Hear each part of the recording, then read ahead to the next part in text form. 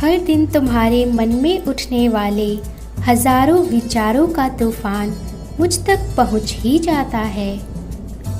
फिर भी तुम्हें ऐसा क्यों लगता है कि मैं तुम्हारे मन को नहीं पढ़ सकता? आज मैं तुम्हें एक गूढ़ रहस्य बताना चाहता हूँ। तुम्हारे विचार ही तुम्हारे आने वाले भविष्य का निर्माण करते हैं। इसमें कोई संदेह नहीं है कि व्यक्ति के कर्मों का भी बराबर का योगदान होता है, किंतु तुम्हारे विचार जैसे होंगे तुम उसी के अनुरूप कर्म करोगे और वही कर्म तुम्हारी परिस्थितियों का निर्माण करेंगे। इसलिए सदैव सकारात्मक और सार्थक ही सोचने का प्रयत्न करो। जब कभी तुम्हें जीवन में ऐसा महसूस हो कि तुम सब कुछ हार रहे हो, कोई भी तुम्हें समझ नहीं पा रहा है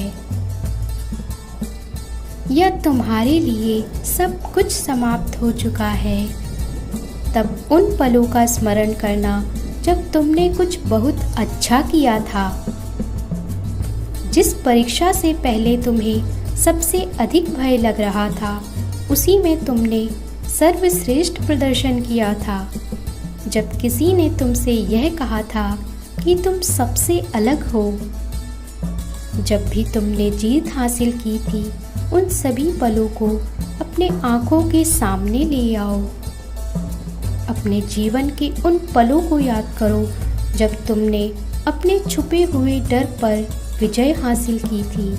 उन छोटी से छोटी खुशियों को याद करो जो अब तक तुम्हें प्राप्त हुई हैं। ऐसी स्मृतियां तुम्हारे अंदर एक नवीन ऊर्जा का संचार करेंगी।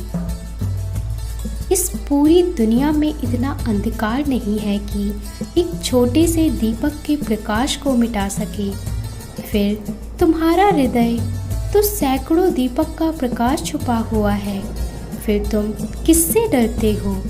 मेरे प्रिय, जीवन में अपना रास्ता सदैव स्वयं बनाएं, क्योंकि हम अकेले ही पैदा होते हैं और अकेले ही मृत्यु को प्राप्त हो जाते हैं।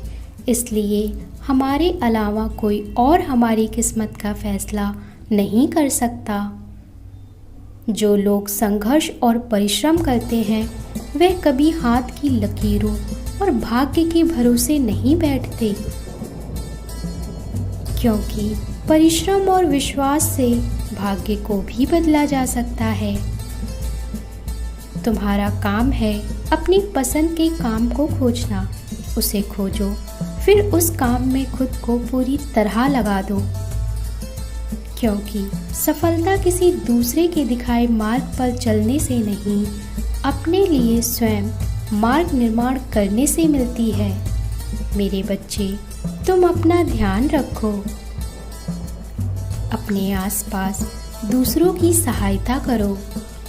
मुझे विश्वास है तुम्हारे सभी प्रश्नों के उत्तर तुम्हें मिल गए होंगे।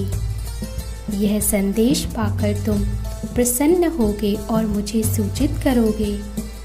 Keep smiling my child, I always take care of you.